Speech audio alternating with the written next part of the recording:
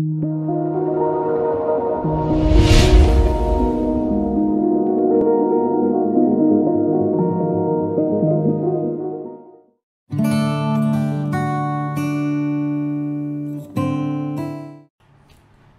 நண்பர்களே, தமிழகம் times YouTube channel வாயிலாக உங்களை மீண்டும் சந்திப்பதில் பெருமகிழ்ச்சி அடைகிறேன். கொரோனா தாக்கம் கம்பெனிகளுடைய கிரெடிட் ரிஸ்கை அதிகப்படுத்தி இருக்கிறதா? அதாவது பெரிய நிறுவனங்கள் தங்களுடைய விநியோகஸ்தர்கள் டிஸ்ட்ரிபியூட்டர்ஸ்க்கு கடன் கொடுக்குற ரிஸ்க், அதாவது அபாயங்கள், அதை அதிகப்படுத்தியிருக்கா கொரோனா தாக்கங்கள் அப்படிங்கிறதா இந்த காணொலியினுடைய பேசுபொருள். நிச்சயமாக இந்த தாக்கங்கள் இருக்குது. தொழில் துறையில் இருக்கவங்களுக்கும் அந்த விநியோகஸ்தர்களாக இருப்பவர்களுக்கும் இது நன்றாக புரிந்திருக்கும். அதாவது கிரெடிட் ரிஸ்க் எப்போதுமே உண்டு. அது வந்து கொரோனானால அப்படின்னு இல்லை, கொரோனா இன்னும் கொஞ்சம் அதிகப்படுத்தியிருக்கு. கிரெடிட் ரிஸ்க் வந்து என்னென்ன காரணங்கள் ஏற்படுது, ஒரு கம்பெனிக்கு ஒரு நிறுவனத்துக்கு வந்து என்னென்ன காரணங்களால் ஒரு கிரெடிட்டில் ரிஸ்க் வருது அப்படின்னு பார்த்தீங்கன்னா அதுக்கு நிறைய ஃபேக்டர்ஸ், அது நீண்ட சப்ஜெக்ட்.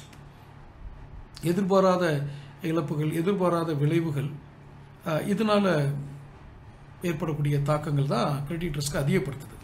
ஆனால் கொரோனா இன்னும் கொஞ்சம் அதிகப்படுத்தியிருக்கு. ஏன்னா கொரோனா ஒரு மனிதனுடைய ஆயுள் காலத்தையே கேள்விக்குறியாக்குது. பெருந்தொற்று, யாருக்கு எப்போ வரும்னு தெரியாது, அது எங்கே பரவுதுன்னு தெரியல, அதற்கு ஒரு தீர்வான ஒரு மருத்துவம், ஒரு தீர்வான மருந்து கூட இன்னும் கண்டுபிடிக்கல. உபாயங்கள் இன்னும் உலகம் சிந்தித்து கொண்டிருக்கிறது. பெருந்தொற்றினுடைய சைடு எஃபெக்ட், அதாவது உப விளைவுகள்னு சொல்லுவாங்க இல்லையா, அந்த கிருமி வந்து வேறு சில உருமாற்றங்களை அடைந்து அல்லது வேறு சில கிருமிகளை உருவாக்கி இன்னும் சில பெருந்தொற்று காலத்தை ஏற்படுத்துமோ அப்படிங்கிற அச்சம் இன்னும் நிலவி கொண்டு தான் இருக்கிறது. ஸோ அச்சம் ஏற்படுத்துவது நம்மளுடைய நோக்கம் அல்ல. ஆனால் இந்த அச்சம் எங்கெல்லாம் தாக்கங்களை ஏற்படுத்துகிறது என்பதில் தான் இப்போ நம்மளுடைய பேசுபொருள். தொழில்துறையில் கடன் வாங்காமல் ஒரு தொழிலை ஒருவர் நடத்துவது கடினம். இது ஒரு சப்ஜெக்ட். ஒரு உற்பத்தியாளரிடமிருந்து பொருட்களை வாங்கி சிறு வியாபாரிகள் கொடுத்து நுகர்வோருக்கு செல்லக்கூடிய அந்த நெட்வொர்க் இருக்கு இல்லையா, manufacturers, distributors, resellers and consumer. இந்த நெட்வொர்க்கில் கிரெடிட் அப்படிங்கிறது தவிர்க்க முடியாது, இருக்கும். எல்லாருக்கும் முதலீடு பண்ணுற, ஏன் தவிர்க்க முடியாது?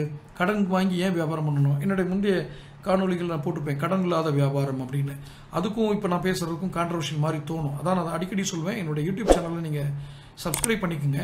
அப்போ தான் தொடர்ச்சியாக பேசுகிறது வந்து ஒரு புரியலுக்கு வரும். இப்போ நான் சொல்கிறது கிரெடிட் வாங்காமல் வியாபாரம் பண்ண முடியாதுன்னு சொல்கிறேன். ஆனால் இதுக்கு முன்னாடி கடன் இல்லாத வியாபாரம், ஜீரோ கிரெடிட்னு சொல்லி சப்ஜெக்ட் போட்டிருக்கேன். ரெண்டு வித்தியாசம் இருக்குது. என்னென்னா, முதலீடு பண்ணக்கூடிய திறன் எல்லாத்துக்கும் இருக்காது. அதாவது வியாபாரம் வந்து எனக்கு 1 கோடி பண்ண முடியும், ஒரு உதாரணத்துக்கு 1 கோடி ரூபாய்க்கு என்னால் வியாபாரம் பண்ண முடியும். ஆனால் வியாபாரம் பண்ணக்கூடிய சாத்தியக்கூறுகள் என்கிட்ட இருக்குது. என்கிட்ட டீலர்ஸ் இருக்காங்க, டிமாண்ட் இருக்குது, எல்லாம் இருக்குது. ஆனால் 1 கோடி ரூபாய் என்கிட்ட முதலீடு இல்லை.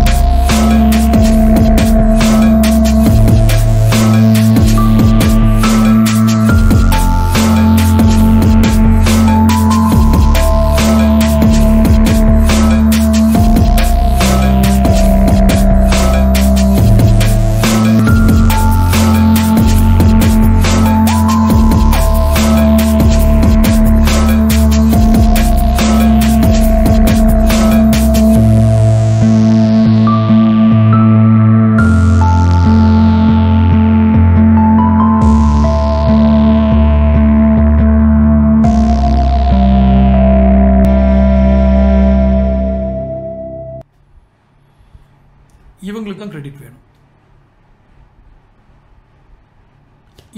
இவங்களுடைய டிமாண்ட் கிரியேஷன் இருக்கு இல்லையா, அதை உறுதிப்படுத்திட்டு கிரெடிட் கொடுக்கலாம்.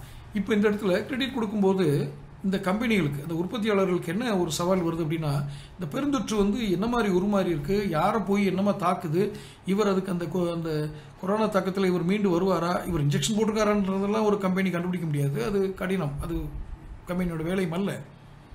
இன்ஜெக்ஷன் போட்டாலும் மரணம் இல்லை என்று உறுதியும் கூற முடியாது. அதனால் இவங்க என்ன, கம்பெனிஸ் என்ன யோசிக்கிறாங்க, கிரெடிட்டை தவிர்த்துருங்க, அபாயம் ரொம்ப ஜாஸ்தியாக இருக்குது. ஒருத்தர் கொரோனானால பாதிக்கப்பட்டாலும் மரணம் நேரிட்டாலும் அந்த நஷ்டம் கம்பெனி தான் வந்து சேரும். இது போன்ற நட்டங்களை கம்பெனி எப்படி எதிர்நோக்கும்? கம்பெனி எப்படி தாங்கிக் கொள்ள இயலும் இந்த அபாயங்களை? இதுதான் கேள்விக்குறி. ஆக இந்த கொரோனா தாக்கம் கம்பெனிகளுடைய கிரெடிட் ரிஸ்க், அதாவது கடன் கொடுக்கும் அபாயங்களை அதிகரித்திருப்பது உண்மை. சரி, இதுலேருந்து எப்படி மீள்றது? இது எப்படி மீண்டு வருவது? இது எல்லாத்துக்கும் தெரிஞ்ச விஷயமா கூட இருக்கலாம். சரி, அப்படி ஒரு இல்லை இது வரைக்கும் தெரியாட்டி கூட இப்போ நீங்கள் சொல்லிட்டீங்க கொரோனா வந்துச்சு, கொரோனா வந்துட்டு அது மாதிரி ஏதாவது ஒரு வைரஸ் அட்டாக் பெருந்தொற்று வந்துடுச்சுன்னா நம்ம கடன் கொடுத்தவங்க ஆயுள் கேள்விக்குறியாகுது. ஆயுள் கேள்விக்குறியானால் நம்மளுடைய பணம் திரும்ப வர்றது கேள்விக்குறியாயிரும். அப்புறம் நிதி மேலாண்மையில் ஒரு பெரிய டிஸ்டன்ஸ் ஏற்படும் அப்படிங்கிற ஒரு எண்ணங்கள் இருக்கலாம். இதை எப்படி சமாளிக்கிறது? ரைட், இப்போது தொடர்ந்து இது போன்ற இந்த கிரெடிட் ரிஸ்க் வரதை இதை எப்படி சமாளிக்கிறது? கொரோனா தாக்கம் ஏற்பட்ட பிறகு விளைந்த அல்லது இப்போது இருக்கக்கூடிய பொருளாதார தாக்கங்கள், இதை எப்படி நம்ம தொடர்ந்து கம்பெனிகளை ரன் பண்ணுறது? கடன் கொடுத்து ஆகணுங்கிறது முன்ன விட இப்போ அதிகமான நிர்பந்தமாகுது. இன்னும் யாருக்கும் இப்போ இதுக்கு முந்தைய காணொலியில் சொன்ன 70% இந்தியர்கள் தங்களுடைய சேமிப்பு பணத்தினை இழந்திருக்கிறார்கள். இந்த கொரோனா அப்படி ஒரு தாக்கத்தை ஏற்படுத்தியிருக்கு. அப்படி யாருமே பணம் இல்லாத ஒரு சூழலில் நம்ம கடன் கொடுக்க மாட்டேன்னு சொன்னால் எப்படி தொழில் நடக்கும்? இதுக்கு என்ன உபாயம், என்ன வழி? எல்லாம் பேசிகிட்டே போகலாம். கொரோனா தாக்கம் வந்துடுச்சு, யார்ட்டையும் பணம் இல்லை, அப்போ தொழில் நடத்துறது எப்படி? உற்பத்தியாளர்களுக்கு வங்கி ஏதோ கடன் கொடுக்குது, எல்லா வங்கியும் கடன் கொடுத்துறாது, எல்லா வங்கியும் எல்லாருக்கும் கடன் கொடுத்துறாது. நிறைய ரிஸ்க் ஃபேக்டர்ஸ் இருக்குது. செய்தித்தாள்கள்லையோ மீடியாக்குள்ளே வர்றதெல்லாம் வேறு மாதிரி இருக்கும், ஆனால் ரியலான பிம்பம் வேறு மாதிரி இருக்கும். நீங்கள் வங்கிகளுக்கு போனீங்கன்னா அவங்களுடைய அணுகுமுறைகள் வேறு மாதிரி இருக்கும். ஏன்னா அது அவங்களுடைய பாதுகாப்பு. அவங்களும் நம்மள மாதிரி இன்னொருத்தேருந்து பணம் வாங்கி தானே கொடுக்குறாங்க. தேர் நாட் ஓன் ஃபண்ட் அப்படின்னு. ஒரு வங்கியை தன்னுடைய வாடிக்கையாளர் வந்து பெறுற பணத்தை பாதுகாப்பாக இன்னொரு வாடிக்கையாளர் கொடுத்து செய்கிற வேலை தானே பார்க்குறாங்க. அப்போ அவங்களுக்கும் சில ரிஸ்க் ஃபேக்டர்ஸ் வந்து அனலைஸ் பண்ணணும். பட் எல்லாத்துக்கும் லோன் கிடைக்காது. ஸோ இது போன்ற பல்வேறு கோணங்களில் இந்த பொருளாதார தாக்கங்கள் ஏற்பட்டிருக்கு. அப்படின்னா இதை நம்ம எப்படி நிவர்த்தி பண்ணி வர்றோம் அப்படிங்கிற உபாயங்கள் தொடர்ந்து என்னுடைய யூடியூப் சேனல் பாருங்கள். உங்களுக்கு நிச்சயமாக அதுக்கான விடைகள் கிடைக்கும். உங்களுக்கு விடைகள் தெரிந்தாலும் கொடுங்கள். ஏனென்றால் அடிக்கடி நான் சொல்கிற மாதிரி இதெல்லாம் ஒரு கருத்து பரிமாற்றங்கள் தான். இது நான் அறிவுரை சொல்கிற மாதிரியோ இல்லை தீர்வுகளோட வரதில்லை. உங்களுக்கு தீர்வு இருந்தாலும் எனக்கு சொல்லலாம். நான் என்னுடைய அனுபவங்களை உங்களை பகிர்ந்துக்கிறேன்.